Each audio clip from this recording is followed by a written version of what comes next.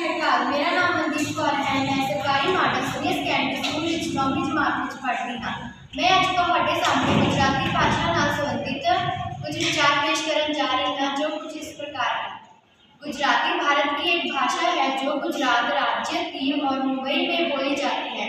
गुजराती साहित्य भारतीय भाषाओं के सबसे अधिक समृद्ध साहित्य में से है। भारत की दूसरी भाषाओं की तरह गुजराती का जन्म संस्कृत भाषा में हुआ है। दूसरे राज्य एवं विदेशों में भी गुजराती बोलने वाले लोग निवास करते हैं, जिनमें Pakistan, America, UK, Kenya, Singapore, Africa, Australia मुख्य हैं।